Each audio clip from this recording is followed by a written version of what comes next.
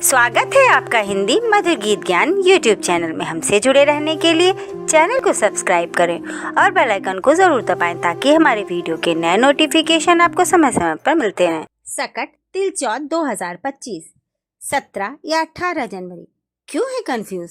पूजा का शुभ मुहूर्त, व्रत कथा, पूजा विधि, क्या करें और क्या ना करें। इस दिन है सकट चौथ व्रत। आज हम इस वीडियो में आपको बताएंगे साल 2025 में सकट चौथ या तिल चौथ का व्रत कब रखा जाएगा, 17 या 18 जनवरी।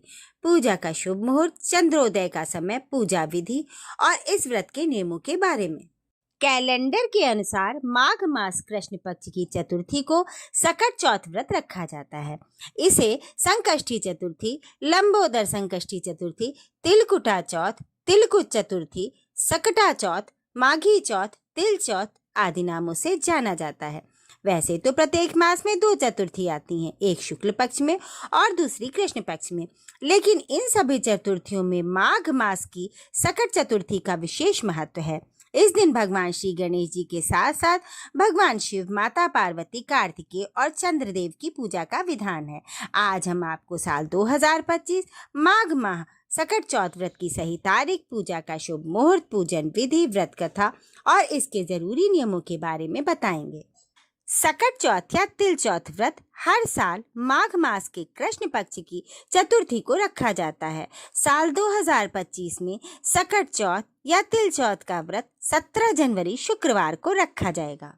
सकट चौथ शुभ मुहूर्त 2025, चतुर्थी तिथि शुरू होगी 17 जनवरी प्रातःकाल 4:06 पर। चतुर्थी तिथि समाप्त होगी 18 जनवरी प्रातःकाल 5:30 पर। गणपति पूजा का शुभ मुहूर्त होगा प्रातःकाल 7:15 से प्रातःकाल 11:12 पर। चंद्रोदय का समय होगा रात्रि 9:09 पर। सकट तिल चौथ पूजन विधि। सुबह उठकर स्नान करने के बाद साफ कपड़े पहने, भगवान गणेश का ध्यान करते हुए व्रत का संकल्प लें। चौकी पर लाल रंग का कपड़ा बिछाकर गणेश जी की मूर्ति या तस्वीर स्थापित करें। गणेश जी को सिंदूर का तिलक लगाएं और घी का दीपक जलाएं। गणेश जी को फूल, फल, मिठाइयाँ, दूर्वा, तिल से बनी चीजें चढ़ाएं। तिलकुट का भोग लगाएं, तिल और गुड़ के लड्डू। व्रत कथा का पाठ करने के बाद गणेश जी की आरती करें और उनके मंत्रों का जप करें। अंत में सभी लोगों में प्रसाद बांटें। चंद्र पूजन विधि। सकट चौथ व्रत रात्रि में चंद्रोदय के बाद चंद्र पूजन कर व्रत के पारण बाद ही संपन्न होता है। इस दिन चांद की पूजा का विशेष महत्व है। चतुर्थी के दिन चांद निकलने के पश्चात चंद्रमा को दूध मिले जल से अर्घ्य देते हुए तिल, गुड़ व दूर्वा अर्पित करें और उनके समक्ष धूप दीप जलाकर चंद्रदेव से मनोकामना और व्रत की सफलता की कामना करते हुए व्रत पूरा करें। सकट चौथ व्रत कथा। एक प्रचलित कथा के अनुसार एक बार विपदा में पड़े देवता भगवान शिव के पास अपनी समस्या के निवारण के लिए गए। तब भगवान शिव ने अपने दोनों पुत्रों से पूछा कि तुम दोनों में से कौन वीर है जो देवताओं के कष्टों का निवारण करेगा। तब कार्तिकेय ने स्वयं को देवों का सेनापति प्रमाणित करते हुए देव रक्षा का अधिकार सिद्ध किया। भगवान शिव ने गणेश जी की इच्छा पूछी तो उन्होंने कहा कि मैं बिना सेनापति बने ही इनके संकट दूर कर सकता हूँ।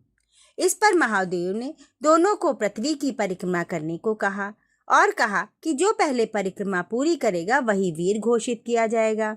ये सुन कार्तिकेय पृथ्वी की परिक्रमा के लिए निकल गए, लेकिन गणेश जी ने अपने माता पिता की साथ परिक्रमा करते हुए कहा कि इनमें ही समस्त तीर्थ निहित हैं। गणेश जी की बात से सभी नतमस्तक हो गए और महादेव ने उनकी प्रशंसा करते हुए उन्हें आशीर्वाद दिया कि प्रत्येक कार्य से पहले तुम्हारी पूजा होगी। इसके बाद माता पिता की आज्ञा से गणेश जी ने देवताओं के संकटों का भी नाश किया। सकट चौथ नियम। इस दिन महिलाएं भगवान गणेश जी का व्रत व पूजन कर चंद्रोदय के बाद चंद्रमा की पूजा कर व्रत का पारण करती हैं। कहा जाता है कि ये व्रत करने से भगवान गणेश संतान के सारे कष्ट हर लेते हैं।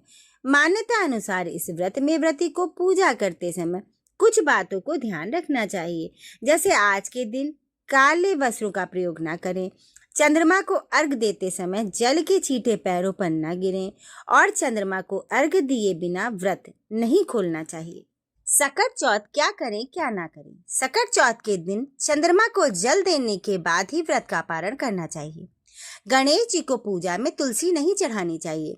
सकट चौथ के दिन पूजा में गणेश चालीसा का पाठ कर लड्डू, तिलकुट और मोदक का भोग लगाना शुभ होता है। चतुर्थी पर गणेश जी की खंडित प्रतिमा की स्थापना या पूजा नहीं करनी चाहिए।